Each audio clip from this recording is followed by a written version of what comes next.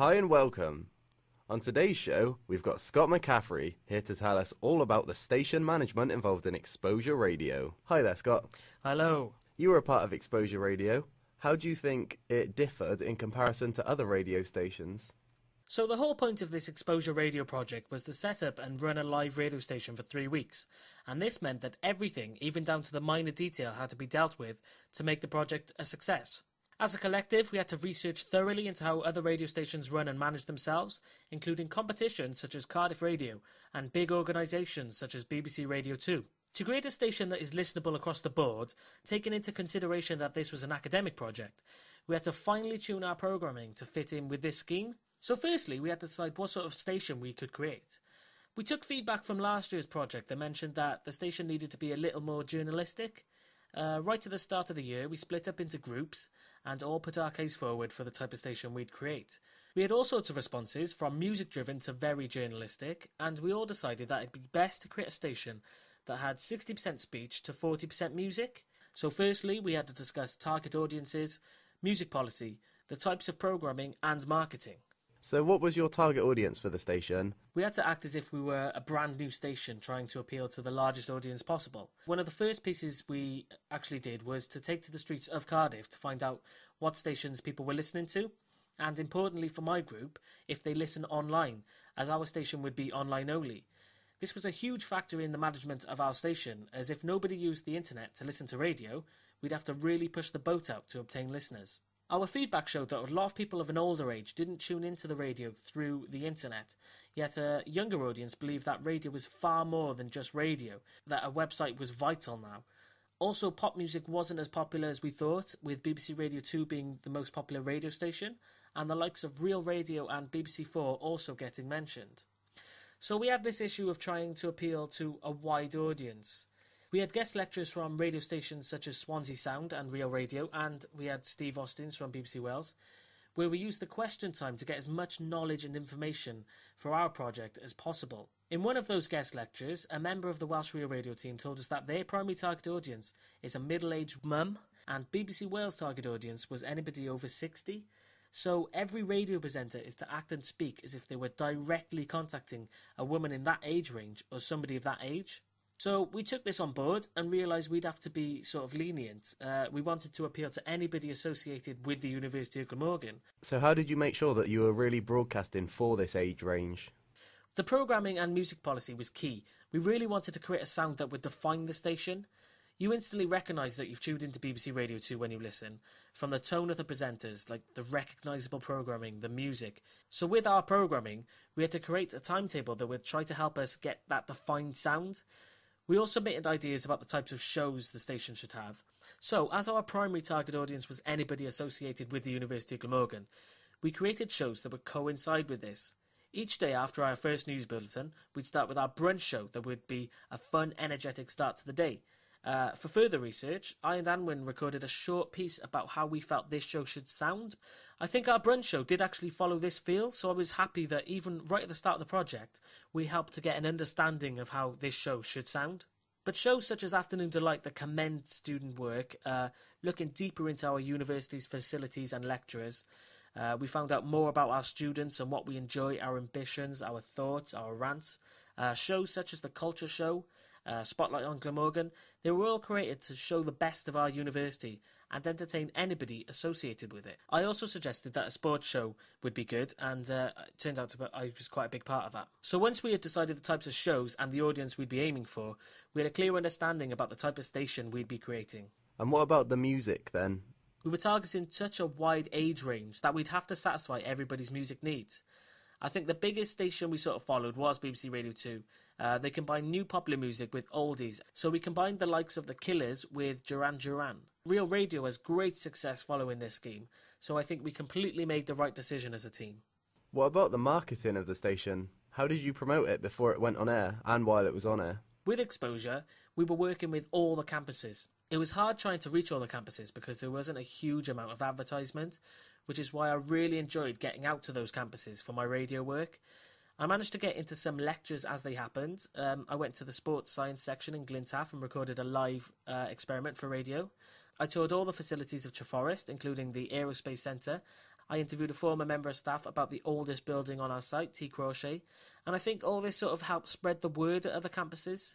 If the students and staff are being recorded and others see they're being recorded, a lot of them sort of started asking, oh, what's this about, you know? In terms of advertising, we created posters and tried to heavily advertise using social media.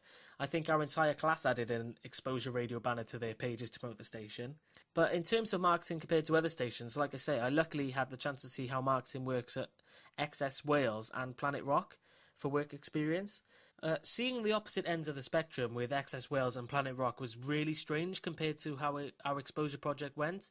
Planet Rock actually makes good money and is in a position to market heavily with the use of competitions and advertisement, something I took part in while I was up there.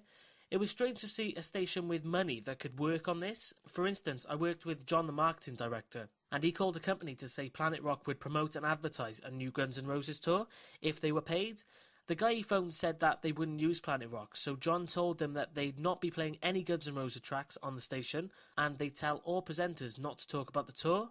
So half an hour later, he got a phone call back, and they were paid to promote the tour. XS Wales, on the other hand, was a community station that shut down just as I started volunteering there. I hope it wasn't my fault, but they clearly needed funding.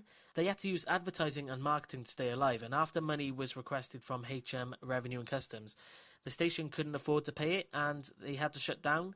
So obviously we didn't have to deal with the huge financial burden of a station, something that our marketing team was lucky not to have to deal with, all that sort of advertising to stay alive.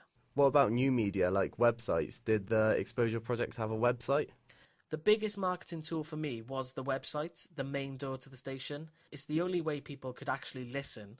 I personally think the website needed to be completely changed, and I did suggest this in my blogs. Like, one of the biggest problems was the main button. It didn't actually work unless you had the right plug-in player, and during the station's time, I did, put this up in one of our meetings. But it would have been nice to actually have even just a sort of description to say, this is how you use our website. And I think that really affected our marketing, because a lot of people, if you can't tune in instantly with the click of a button, might have just walked away. Why, from a station management perspective, did you choose to promote a different charity every week? Well, firstly, obviously, it's for a great cause, for a start. Secondly, it's sort of a unique thing for our station, because not many stations obviously will focus on charities that heavily, but it helps us sort of promote our station through the charity work, and it helps them. So it works both ways. I think pretty much it got us a lot of content as well, a lot of really good content. What sort of production work did you yourself get involved in? So all our production work helped towards the management of the station. One of the key things was understanding your role of the team on each day. Every day you were faced with a new task, producing a new show, helping out on somebody else's show, and there was plenty of things to take charge of. So as a producer, you had to make sure that firstly your team was able to provide you with all the content you needed, and secondly you had to make sure you checked all your material with the senior producers. In terms of management, you had to control your team. The biggest example of this was the news days. We were often short of people to help out, so as the producer you had to make sure you were able to get people involved to help and make sure your news teams managed to submit all pieces of work to you well on time, because the news cannot go out late. I was really proud of the news day that I was producer, because one of the biggest things I suggested throughout is that we shy away from normal news output and we focus mainly on our university. This gives us a unique feel, it attracts our target audience, and means we aren't just repeating news items that were available from professional sources. I was really lucky on my news day because we had plenty of Glamorgan news. For instance, after noticing a lot of movement down in the atrium foyer, I decided to go get Pete, and we found out what was happening. It was a speech from OBE Vincent Kane. We managed to get an interview with Mr. Kane himself, and I made sure Pete stayed on the story throughout the day. I managed to go through the entire day with purely university-based news, and one of our lecturers even said that people should listen to my news output to get an idea of the sound that we should be producing. So obviously I was very proud of that, and I think that helped define a sound with the news. I'd also love to think I helped out structure the sound of the sports talk show, mainly because I was on the show so many times and I produced it quite a fair few times. I'm a lover of sports and I'd love to get into sports radio, so I went out of my way to help other sports producers and construct my own sports shows. And I think because of this, the sports teams managed to get a good overall themed sound for the shows, and all the sports shows did actually sound very similar. Overall, I helped produce, and we as a team produced, a unique radio listening experience. We worked incredibly hard to push content. We were unlike all our rivals, as we were purely focused on the universities of Glamorgan. As a part of the team, you realise straight from the off that you have a big part to play in the station management. And I think this was a great experience at how to run a radio station. I do feel a lot of my opinions would have possibly gone unnoticed by some, but I myself know that I had a big impact on the running of things, and the people I worked with knew this too. And I think I've really grown through this project, and it's really broadened my radio skills. Okay, thanks a lot, Scott. Thanks for listening to the show this week. I'm Charlie Bird, signing off. Blah, blah, blah, blah, blah.